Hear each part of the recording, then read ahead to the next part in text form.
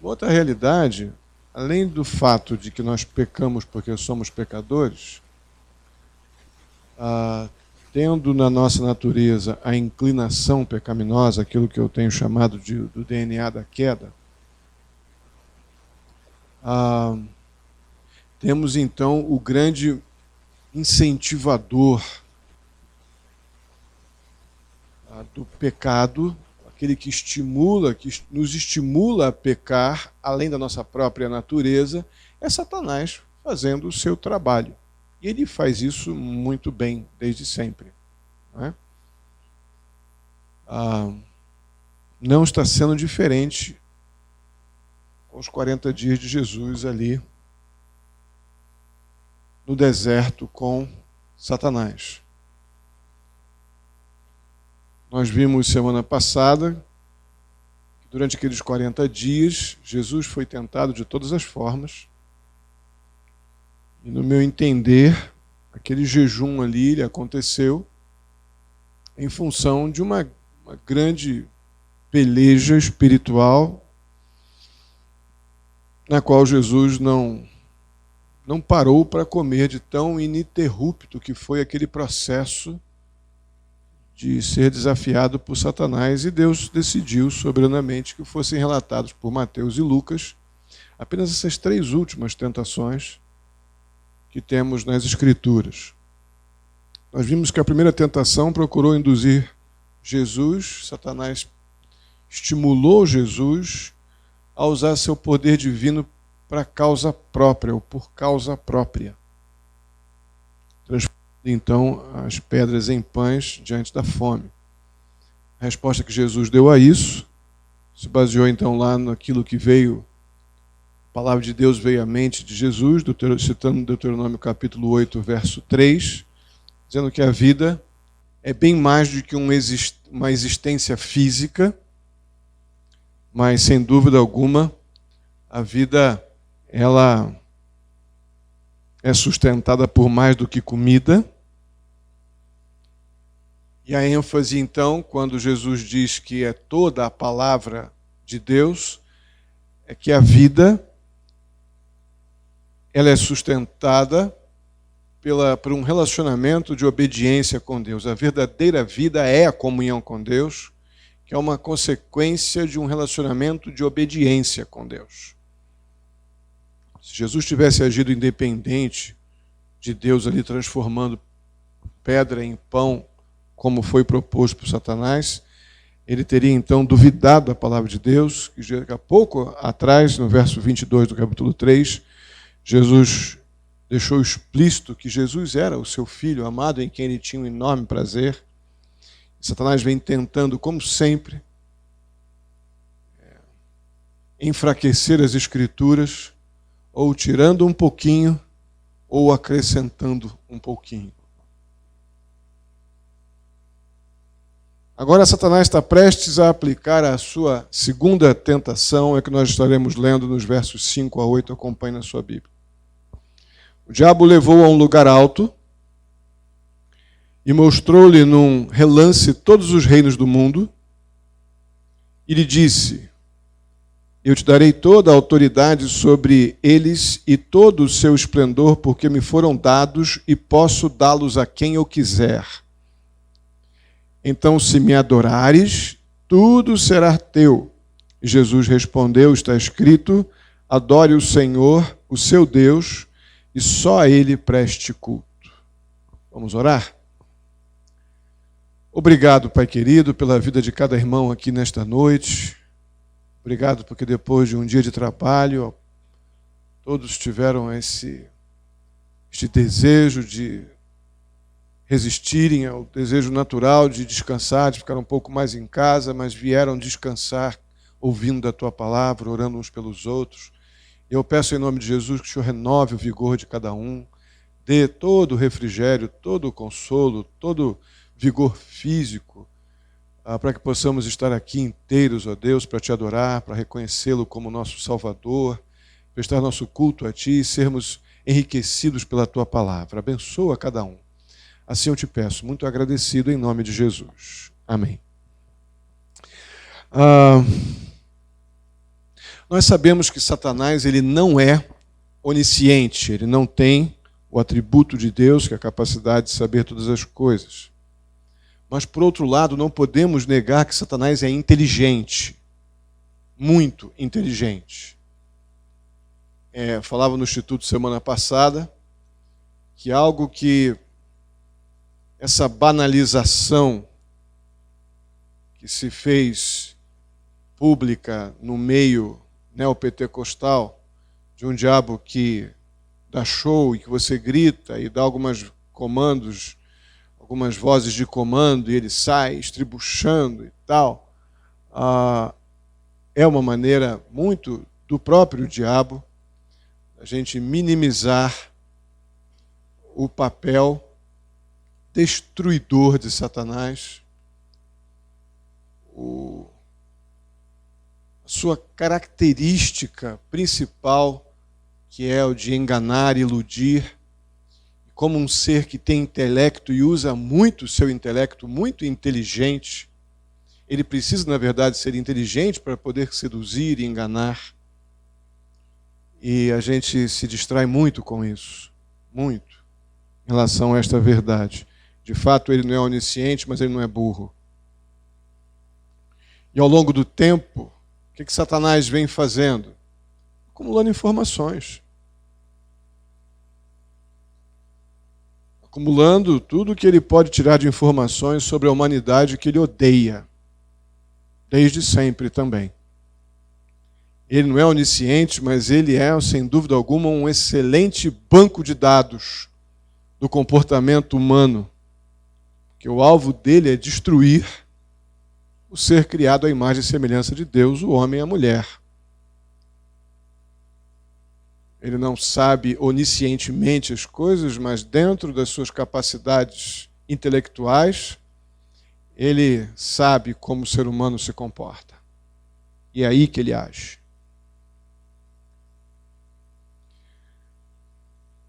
O que Satanás queria, então, neste momento onde ele tentou violentamente, segundo grande e último ataque nesse processo aqui de Lucas 4, da tentação de Jesus, das três últimas, a segunda grande investida,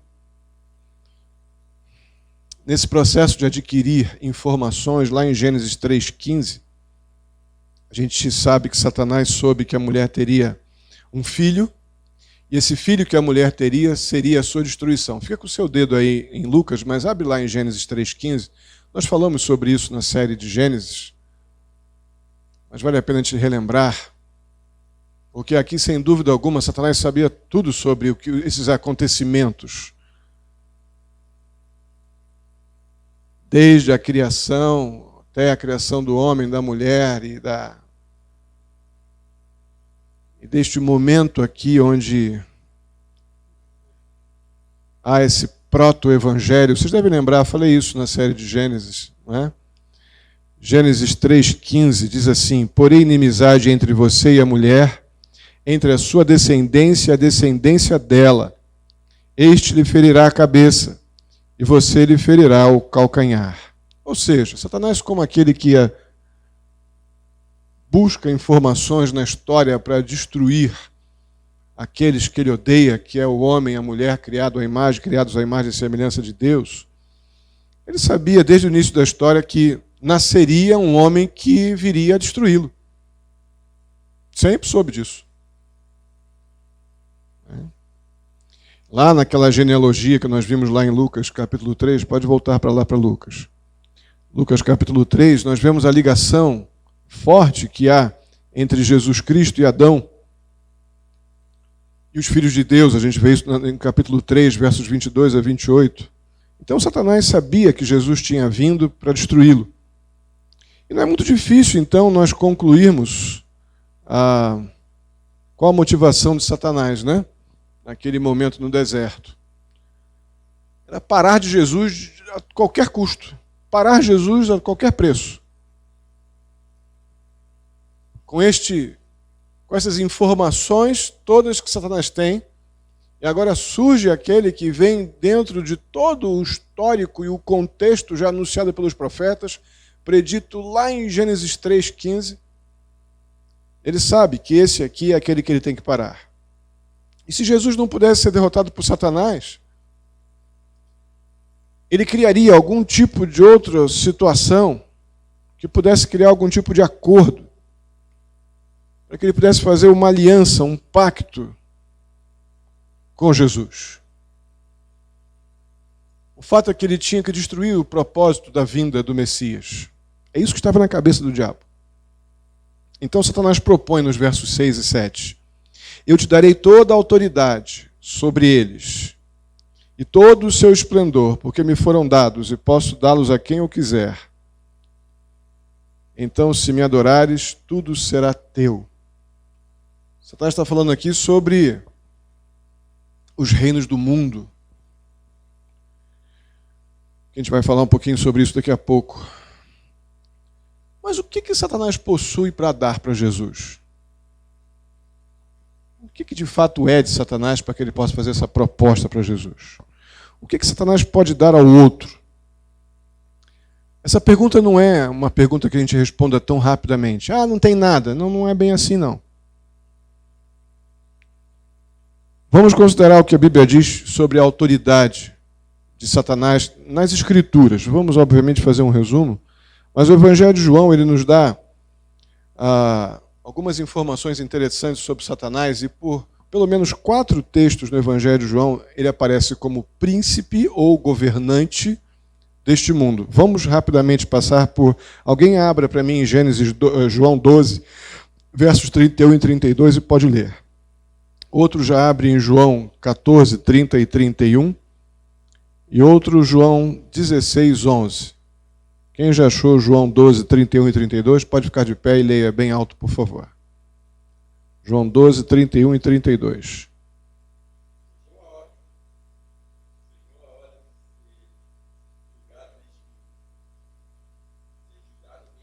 Uhum.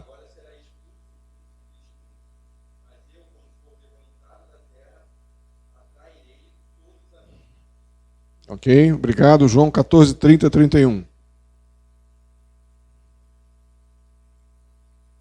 Alguém?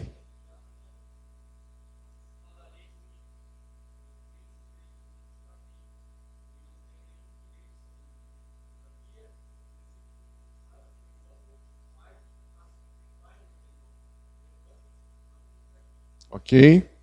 16, 11. João 16, 11. Alguém?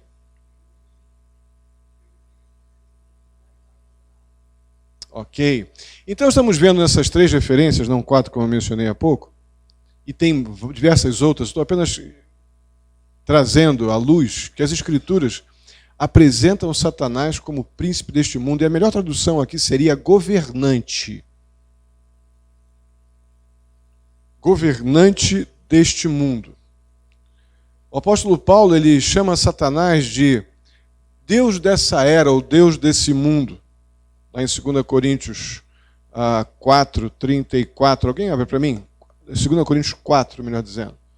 2 Coríntios 4. Versos 3 e 4.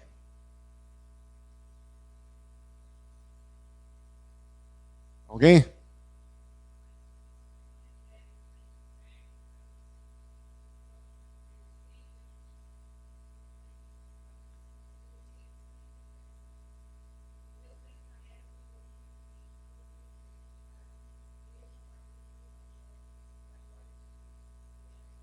Ok. Especialmente o verso 4. Deus dessa era cegou o entendimento dos descrentes. Depois lá em Efésios, capítulo 6, verso 12, a gente vê que, pois não é contra a carne e o sangue que temos que lutar, mas sim contra os principados e potestades, contra os principados, contra as potestades, contra os príncipes do mundo destas trevas. Aqui é na versão revista atualizada. A ideia de governantes, de autoridades deste mundo de trevas, contra as hostes espirituais da iniquidade nas regiões celestiais. O que significa que Satanás, então, sendo identificado nas Escrituras como Deus deste mundo ou desta era, o governante deste mundo? Ele está diante de Jesus se colocando como alguém que tem autoridade. E ele sabe que tem essa autoridade. Mas essa autoridade não é ilimitada, mas ele se apresenta como dono, como Senhor, capaz de dar o que ele diz que é dele. E ele não está falando com uma pessoa qualquer, ele está falando com Jesus. Apesar de toda a fragilidade que a fome está impondo a Jesus naquele momento. Certamente esse governo, este poder, esta autoridade, esse Deus deste mundo, que é uma expressão muito forte, não significa tudo o que Satanás afirma ter ou ser nessa segunda tentação. Não significa que ele é dono do mundo, que ele é senhor do mundo e tem poder para dar o mundo a quem ele quiser. Certamente o direito de governar a terra foi dado por Deus ao homem lá no princípio, não a Satanás. O Senhor Jesus é o soberano rei. Sabemos disso nas Escrituras. Salmo 22, 28 diz: pois o Senhor é o rei, é ele quem governa as nações. Satanás sabe disso também. Plenamente. Mas como é que eu entendo essa situação de que Satanás governa?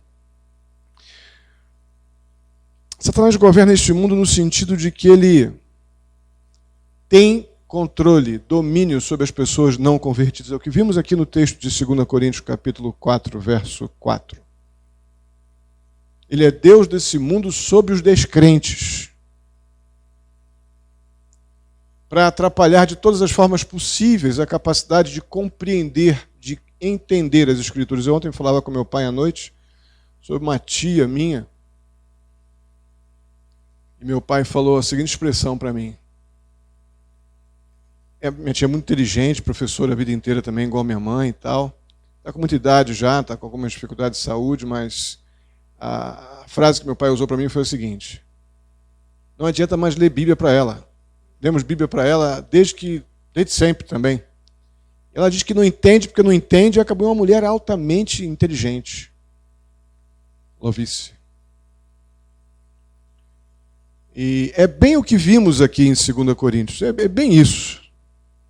2 Coríntios capítulo 4, verso 4. O Deus desta era, está falando de Satanás aqui, cegou o entendimento dos descrentes para que não vejam a luz do Evangelho da glória de Cristo, que é a imagem de Deus. Se não for Deus abrindo os olhos do entendimento, não tem que se faça, porque o diabo está fazendo o trabalho dele. Ele, como eu tenho dito, ele não está desempregado, não. Ele não sofre crise. Quando acabar a gestão de Satanás, é para ser lançado no lago que arde fogo e enxofre, ou ficar preso naqueles 1000 anos lá milenares. Temporariamente, para depois então ser definitivamente lançado no lago que arde fogo e enxofre. Então aqui está uma das respostas, porque às vezes a gente tem aqueles relacionamentos com pessoas que a gente quer bem, inteligentes, a gente fala do Evangelho e a pessoa não quer porque não quer. Não quer porque o diabo está fazendo o trabalho dele. A gente não está brincando de pique quando evangeliza. A gente está lutando contra as trevas, contra a morte. Quando a gente anuncia e testemunha do Evangelho.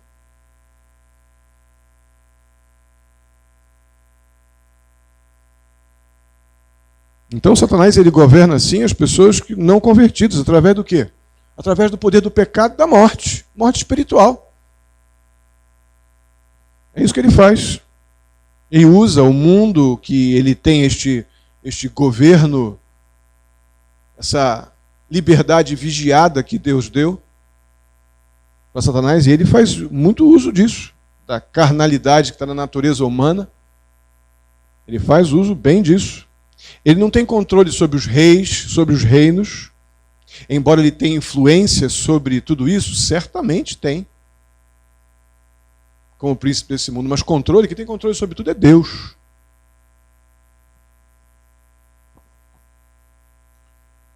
Então, mais uma vez, o que nós vemos, eu estou dando esse pano de fundo para nós percebermos que os argumentos de Satanás, eles sempre serão parcialmente verdadeiros. Foi o que ele fez com Jesus lá no monte. E agora está num lugar elevado, como vimos aqui no verso 5. No deserto, mas num lugar elevado. Ele sempre vai com a verdade, uma verdade parcial, e sempre também com uma oferta mentirosa. sempre com uma oferta enganosa. Aí o verso 5 então nos diz que o diabo levou Jesus a um lugar alto. E diz que daquele lugar, num relance, de um modo sem dúvida não natural, ele mostra todos os reinos do mundo, como se fosse um espetáculo. Mas como um mundo que jaz no maligno, está morto no diabo, que Satanás é o príncipe, que é o Deus desse mundo, como é que esse mundo pode ser tão lindo assim? Ele está morto, está destruído. Mas Satanás faz exatamente como um vendedor picareta de automóvel usado. Ele mostra do carro apenas o que ele quer. Dá uma polida no lado direito, ou do lado esquerdo está completamente podre. Engana e mostra rapidinho, leva logo para a sala dele, para tentar fechar a venda. É a mesma jogada de sempre. Satanás não muda, não. Ele faz exatamente assim. Sempre. Qual o objetivo? Persuadir o Filho de Deus a... Talvez ele já estivesse começando a perceber que não venceria com as respostas que Jesus deu em relação à pedra e o pão. Ele então, se não podia vencê-lo, ele vai agora tentar um aliado, tentar fazer um pacto, uma aliança. Ele vai tentar então agora, a partir dessa manipulação das circunstâncias, a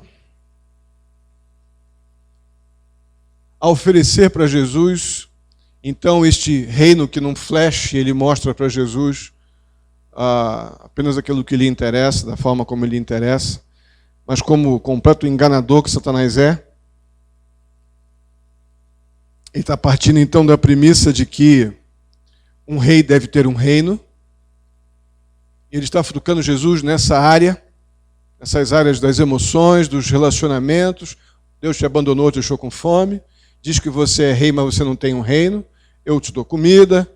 Eu te dou um reino sem precisar fazer grandes coisas, sem muito sacrifício. Ele apresenta o reino como dele, na sua perspectiva. Satanás o faz, né? Um reino que já estava ali. Jesus não precisava fazer força nenhuma, era apenas receber aquele reino, fazer aquela aliança. Mas tinha uma pequena condição. Um pequeno detalhe. A condição era que Jesus deveria dobrar seu joelho diante de Satanás e adorá-lo.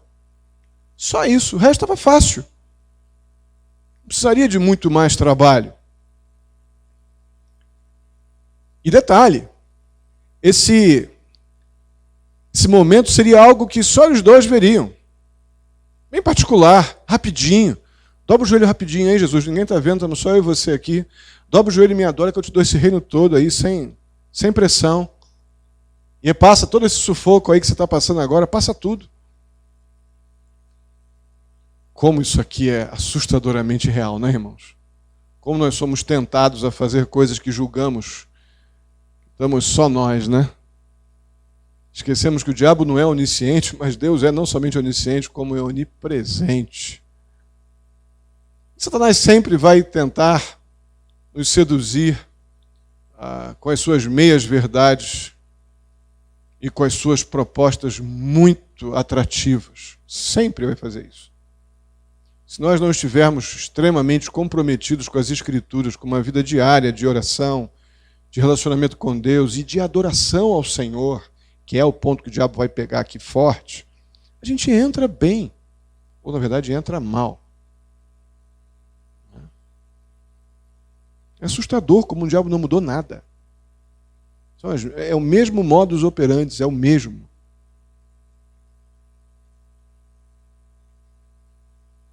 A ideia principal é a seguinte, Jesus é o seguinte, você vai ter um benefício enorme com muito pouco esforço. E as propostas de Satanás sempre vão parecer algo de grande valor com custo pequeno. Sempre o diabo vai fazer isso. Grande proposta com custinho bem miudinho. Sempre será dessa forma. Observem como Satanás rodeou, ficou nessa conversa toda com Jesus. Jesus, vem cá, deixa eu te mostrar os reinos. Aí, de alguma forma não natural, ele mostra alguma coisa assim, bem bonita, que já é uma mentira, porque o reino deste mundo, que Satanás é o príncipe, é devastado pelo pecado e pela morte, mas ele mostra um negócio bonito. E ele tenta, Satanás rodeia, canta e prosa aqui, todas as formas para enganar Jesus. Percebam que Jesus, na sua resposta, ele não tem a menor intenção de converter Satanás. Vem cá, Satanás, que eu vou te evangelizar. Ou fazer qualquer outra coisa. Jesus não dá a menor trela neste momento tão derradeiro. Apenas ele responde de forma absoluta. Ele dá a razão pela qual ele rejeita a oferta de Satanás, que está lá em Deuteronômio capítulo 6. Mais uma vez ele cita as Escrituras e, muito interessantemente, ele cita uma parte tão significativa do resumo da lei lá em Deuteronômio, que Deus deu ao povo como algo padrão para todos nós. Adore o Senhor, o seu Deus, e só Ele preste culto. E o que Satanás pediu? Satanás pediu para ser adorado. Se Jesus sucumbe à proposta de Satanás, ele estaria em profunda e direta violação da palavra de Deus. E Satanás tentou fazer isso, transformar isso em alguma coisa muito trivial. Rapidinho, dobra o joelho só e me adora que eu te dou os reinos. Tentou fazer isso de uma forma assim, bem rapidinha, sem implicações. Irmãos, adorar, biblicamente, é um ato em que o adorador ele reconhece que o adorado ele tem um valor supremo, é digno de ser adorado, tem maior poder, é uma autoridade, ou é uma autoridade maior e que deve ser adorado por isso. Assim, aquele que adora outro, obviamente, por questões óbvias, também deve servi-lo, segui-lo, sujeitar-se às ordens dele. Olha o que Satanás queria. Satanás queria exatamente tornar Jesus um subordinado. Qual a intenção de Satanás? Preservar sua liberdade e manter seu reino. O interesse do diabo sempre será ele mesmo. Sempre será ele mesmo. Satanás vai achar até o último momento lá, quando ele for lançado no lago que arde fogo e enxofre, ele vai continuar achando que ainda tem um jeito de vencer.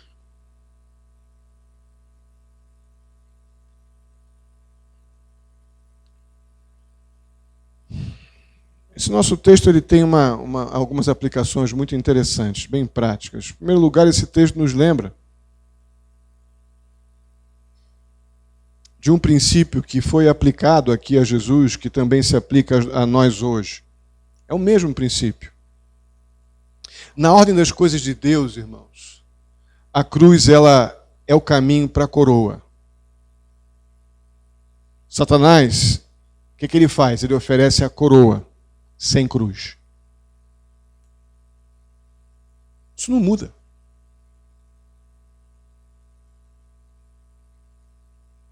Muitos hoje também querem a salvação sem confissão de pecados e sem abandono do pecado.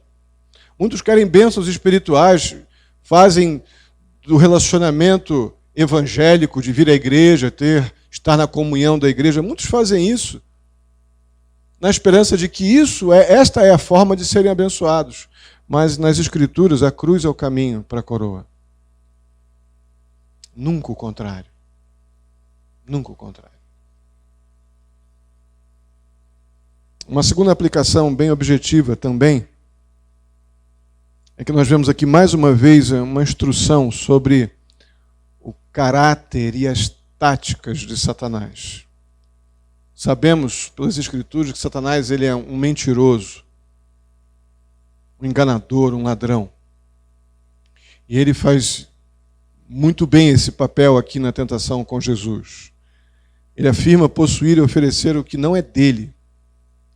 E nós passamos por isso muito constantemente, quando nos vemos tentados a fazer coisas que a Bíblia diz não, e o mundo e o príncipe desse mundo com os seus meios nos estimula de todas as formas a praticar aquilo que a Bíblia diz não, como se ele pudesse nos dar alguma coisa eterna, uma alegria eterna, um bem-estar eterno. Satanás não pode dar nada de eterno, porque nem ele é eterno. Só o eterno pode dar alegria eterna e bênção eterna. E o eterno é Deus.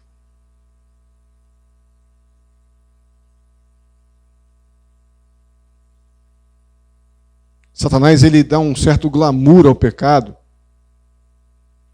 Sempre faz isso, né? E minimiza o preço que esse pecado vai exigir mais à frente.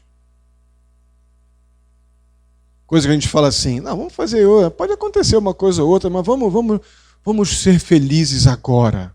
Vamos amar a qualquer custo. Eu tenho que me sentir amado e amar. Aquela frase que a gente conhece muito, deixa eu aproveitar a mocidade. Eu tenho que ser feliz. Essa fraseologia dos nossos dias é diabólica. A qualquer custo, é diabólica. É a coroa sem a cruz.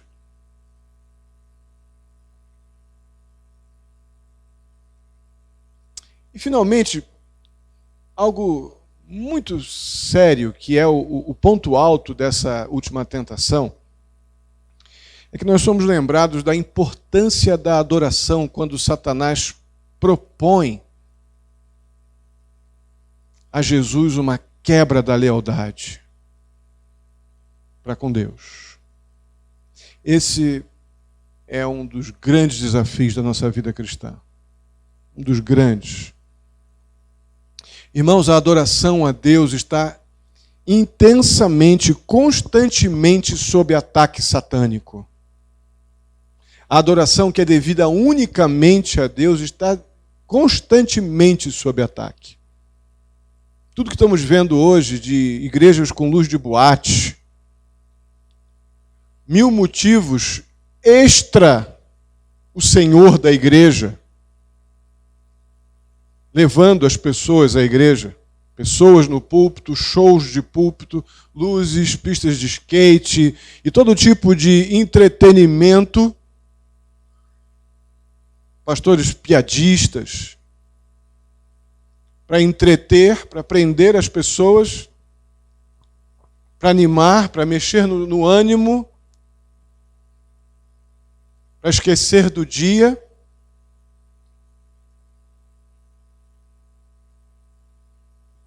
O perigo disso é que uma cerveja também faz isso, uma cachaça, uma maconha. Entreter não é difícil. Esquecer algumas coisas, existem muitos mecanismos. Agora, transformar a alma, nos dar segurança eterna, somente aquele que a gente se propõe a adorar pode fazer.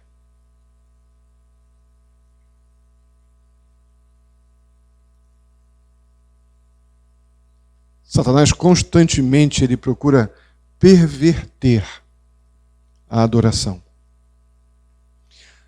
Qual a forma, qual o método de Satanás? Ele não diz não adore. Porque ele não vai fazer isso. Ele não é burro.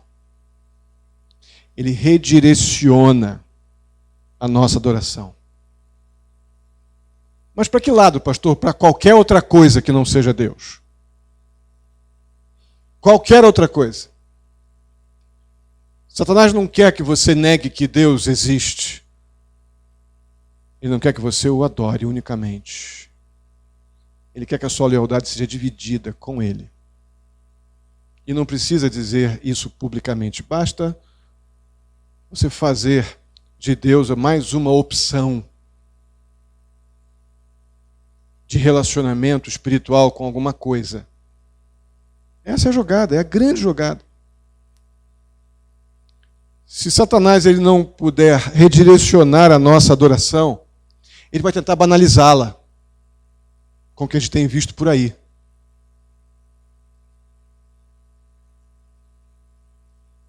Igrejas com luz roxa, luz de boate. Inacreditável, gente. Eu não sei se é verdade, as notícias de Facebook são muito complicadas. Foi retirada de uma revista. Não sei se vocês viram, mas publicou aí, primeiro, a homologação de um casamento de 2 pastores gays, com certidão de casamento, tudo.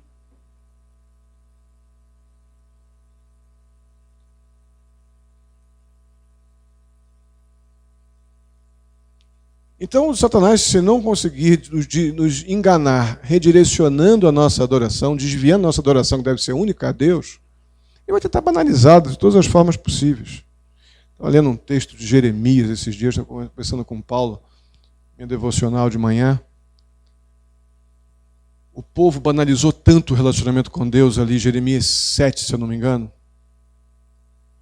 Iam para a igreja, iam para o templo e ali levavam seus sacrifícios, mas também continuavam pecando, mentindo, enganando.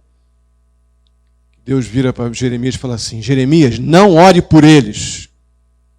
Não ore por eles. Estou na minha casa como se eu fosse um qualquer. Não ore por eles porque eu vou cuidar deles.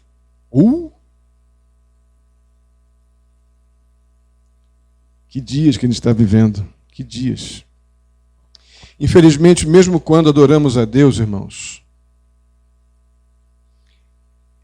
é comum usarmos a adoração apenas como um meio para alcançar os nossos objetivos. Isso é perigoso. Eu vou à igreja, vou adorar, vou cantar porque eu estou precisando de uma bênção. Complicado isso. Uma coisa que vocês já me ouviram várias vezes falar, quando eu saio de casa para vir para o ambiente da igreja, nós estamos fazendo isso para prestar o nosso culto. É isso que a gente fala, prestar o nosso culto. A palavra culto, vocês já sabem, que significa homenagem. Eu estou, então, homenageando quem? O meu rei, o meu salvador. Eu vim adorá-lo. Eu vim bendizê-lo. Eu vim dizer que ele é a autoridade maior sobre a minha vida e eu me sujeito à autoridade dele como meu Deus, como meu Senhor, meu Salvador, meu Libertador. Então, uma vez Deus sendo adorado, Deus como Senhor e Rei, segundo a sua soberana vontade, ele abençoa os seus adoradores conforme ele quer. Essa ordem não vai mudar nunca. Mas não são poucas as vezes que a gente vem no gancho de prestar o culto a Deus, mas a gente vem porque eu estou usando este momento apenas como um meio para diminuir algum tipo de crise.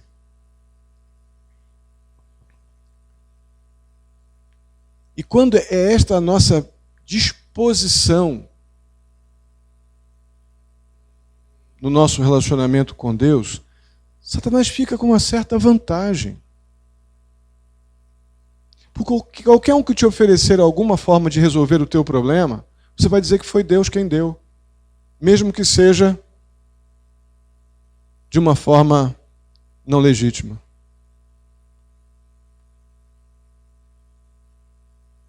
A gente vem adorar a Deus e sabe que Deus conhece cada uma das nossas necessidades, ordena que a gente apresente a nossa súplica a Ele e esperamos que Ele nos abençoe, mas isso não muda a ordem do nosso relacionamento com Ele.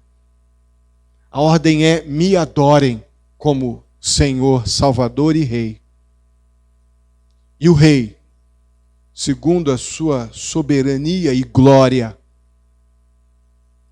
há de abençoar os seus conforme o seu querer.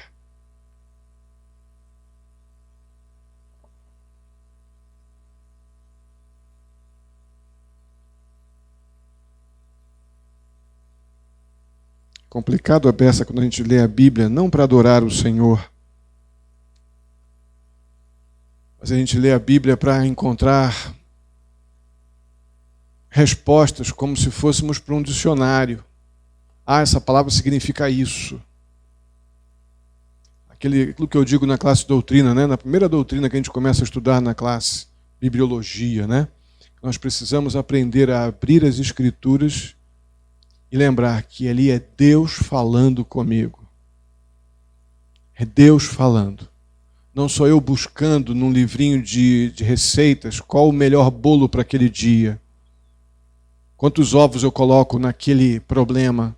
Quantos copos de farinha? Quanto de leite? Quanto de manteiga eu coloco naquela situação? É Deus falando comigo e eu, como adorador, ouvindo o meu rei. Certamente nesse processo, Deus nos instrui, Deus nos ilumina, Deus nos conduz à sua vontade.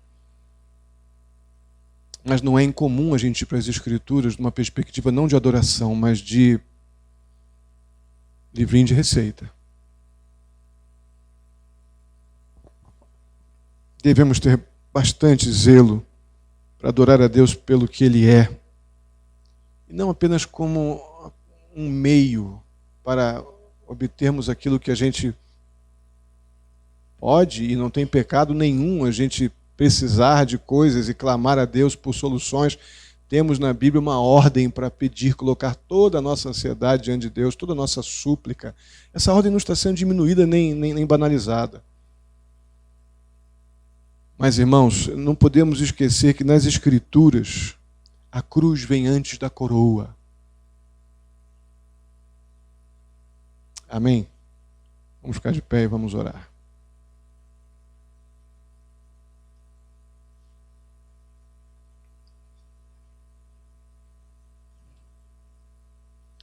Obrigado, Senhor, pela oportunidade que o Senhor nos dá de olharmos para este episódio tão